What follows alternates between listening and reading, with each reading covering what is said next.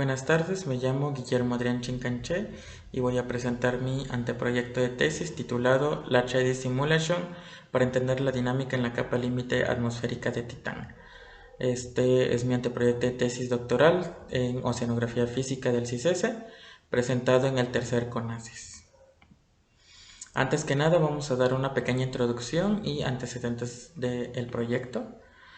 Como una de las grandes interrogantes que existen hasta el día de hoy es acerca del origen de la vida en la Tierra, cómo es que a partir de materia orgánica o materia inorgánica se pudieron haber generado las primeras formas de vida.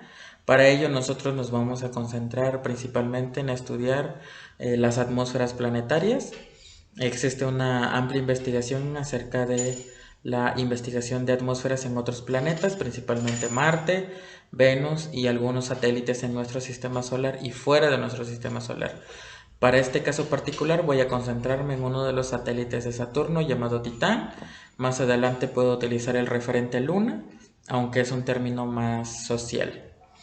Si nosotros comparamos a Titán con respecto al tamaño de la Tierra y el tamaño de nuestra Luna, nos podemos dar cuenta de que este satélite es apenas un poquito mayor que nuestra Luna. Sin embargo, aún sigue siendo de dimensiones menores que con respecto a nuestro planeta. No obstante, una característica particular de este satélite es que posee una atmósfera densa. Esta atmósfera cumple la particularidad de que es 1.5 veces más densa que el de la Tierra, por lo que estudiar esta atmósfera es muy importante y es interesante desde un punto de vista astrobiológico. Si nosotros realizamos algunas comparativas con respecto a la atmósfera de nuestro planeta, nos podemos dar cuenta que en la tropopausa, por ejemplo, la altura son relativamente similares, mientras que en la Tierra tiene una altura aproximada de 1000 kilómetros, en Titán oscila alrededor de los 600 kilómetros. La composición química es alrededor del 94% de nitrógeno en el caso de Titán y 5% metano. De la misma forma que en la Tierra el principal componente es el nitrógeno molecular, que es alrededor del 78%, mientras que el 21% lo forma el oxígeno molecular. La presión superficial alcanza en la Tierra los 1013.25 hectopascales, mientras que en Titán se estima que la presión superficial oscila entre los 1600 hectopascales. La temperatura media sí es muy diferente. En la Tierra es alrededor de los 287.2 Kelvin, mientras que la temperatura media en Titán alcanza apenas los 93.7 Kelvin. Eso, aunque es una temperatura mucho más baja, tiene la particularidad de que permite la formación de metano en estado líquido, por lo que podemos decir que el metano en este caso juega el mismo papel que juega el agua en el satélite Titán. Más adelante vamos a ver que este metano es el mismo que juega el mismo papel dentro de la meteorología de este satélite. Y pues hablando específicamente de nuestro caso de estudio, que es el PBL, que son las siglas en inglés para la capa límite atmosférica o capa límite planetaria de Titán. Existen muy pocos estudios realizados acerca de esta capa límite.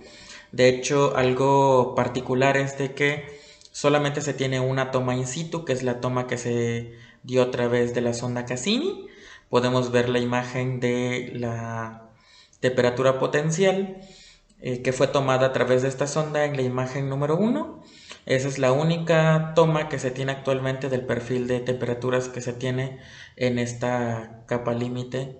Sin embargo, se han realizado numerosos modelos numéricos para poder entender un poquito más acerca del comportamiento que tiene esta capa límite. Ejemplo de ello podemos verlo en la imagen número 2, que es acerca de un artículo de Charney y Lebonois en el 2012, intentando replicar los datos que tuvieron acerca de la sonda Cassini, encontrando algunas particularidades, principalmente la división de la capa límite en 3 subcapas, la capa A, B y C, aunque estas capas todavía son motivo de discusión.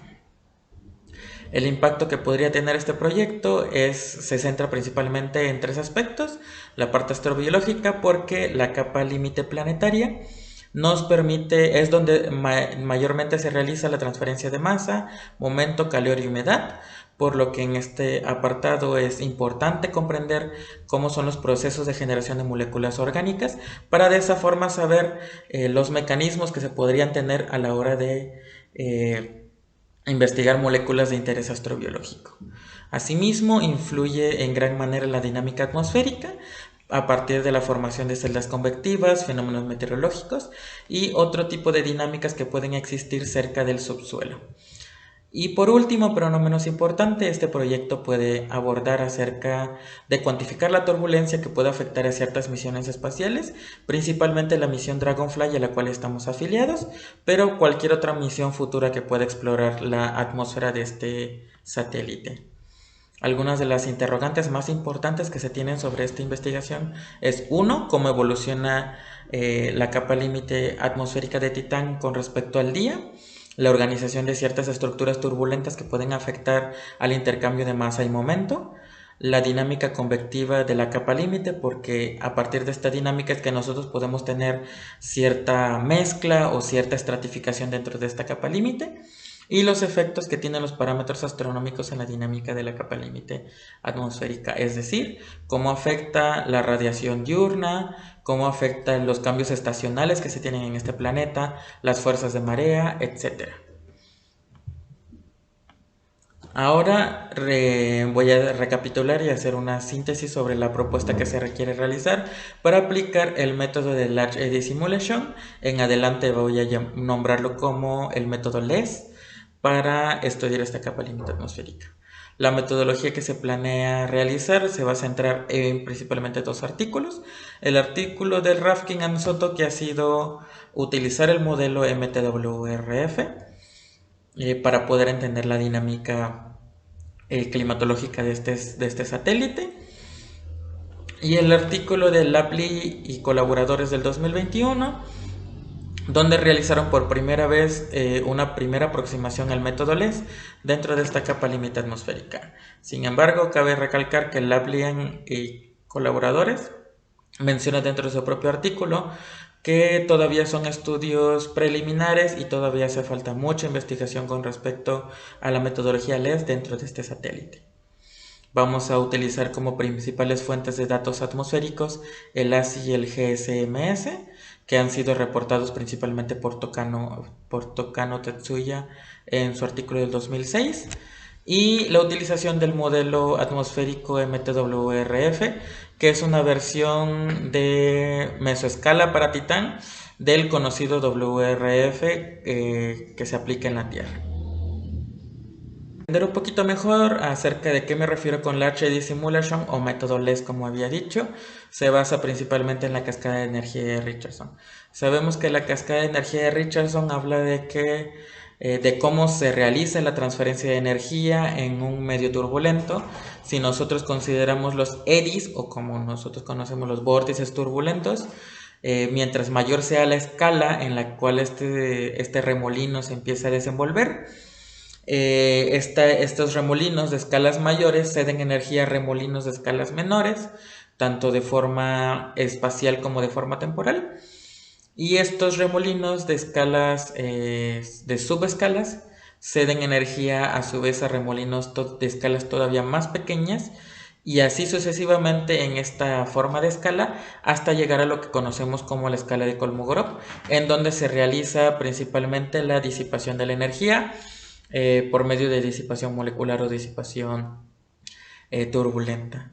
En este caso vamos a hacer una comparativa entre lo que es el método LES, la parametrización por el método de RANS y el método de simulación directa de las ecuaciones de Navier-Stokes.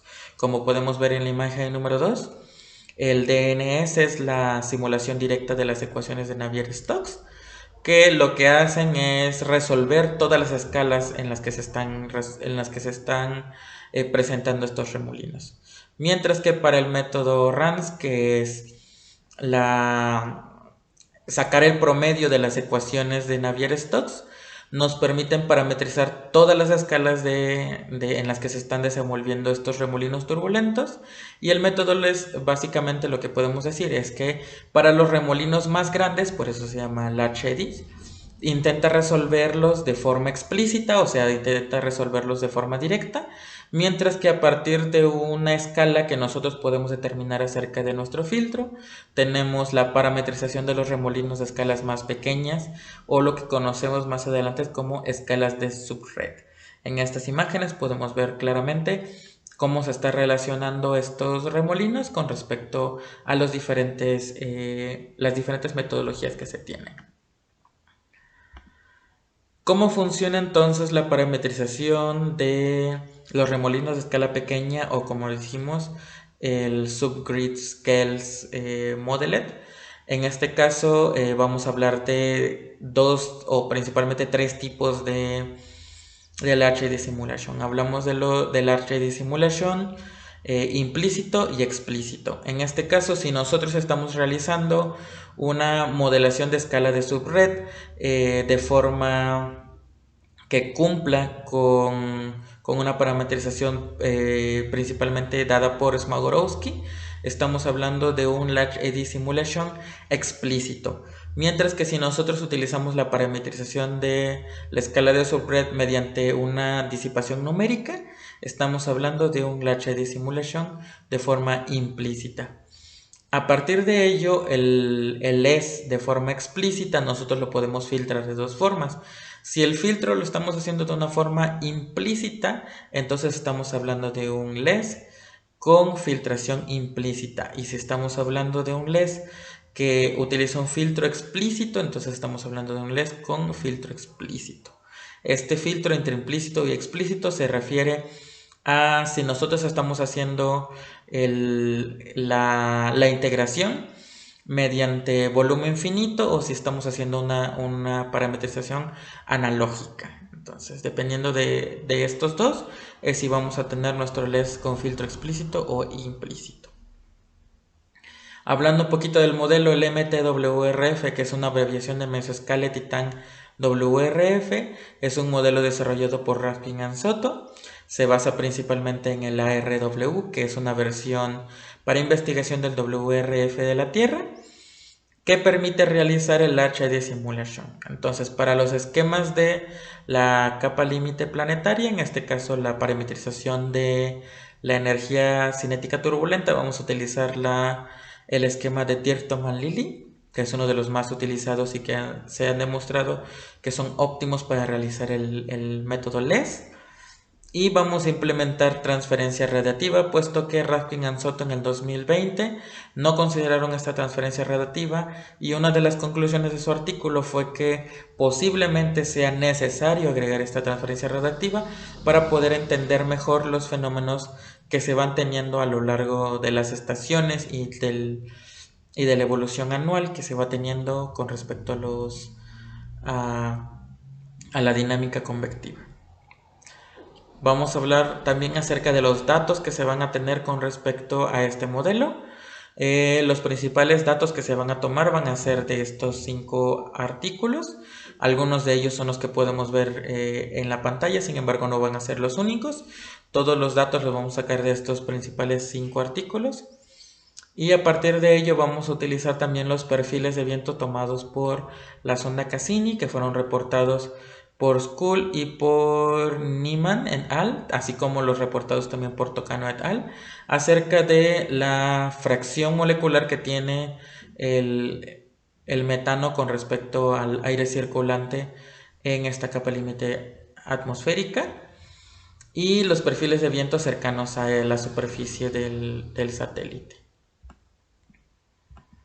Ahora, ¿cuáles son las oportunidades que nosotros tenemos para poder aplicar el LES? Todavía existen muchísimas interrogantes con respecto a la capa límite atmosférica, principalmente sobre cómo es el flujo cercano a lo que es la superficie del planeta. ¿Es laminar? ¿Es un flujo turbulento? ¿Cuál es el máximo diario de la capa límite atmosférica? ¿Tenemos una atmósfera libre? ¿En dónde se encuentra esta atmósfera libre? ¿Realmente se cumple esta división en 3 capas límites atmosféricas como lo reportaron Le Bonnois en su artículo. Tenemos una evolución, eh, evolución anual con respecto a la capa límite, planetaria. ¿Qué tanto es la turbulencia que nosotros podemos encontrar? Esta turbulencia varía mucho con respecto a la temperatura, varía respecto con la altura a la que nosotros encontramos. ¿Cuáles son los principales efectos que puede tener la topografía con respecto a esta capa límite planetaria? Entonces, como los principales aportes que vamos a tener va a ser a la misión Dragonfly. La misión Dragonfly es una misión que se va a lanzar en la NASA para poder llegar mediante un cuadricóptero a estudiar el subsuelo y la atmósfera cercana al suelo de este satélite, tratando de responder la pregunta inicial con respecto a cómo se originó la vida en nuestro planeta, puesto que se cree que Titán es una prototierra, por lo que entender la forma en la que se comporta la atmósfera, los compuestos químicos y los aportes que tienen los lagos de metano en este satélite pueden ayudarnos a responder las preguntas de cómo surgió la vida en la Tierra.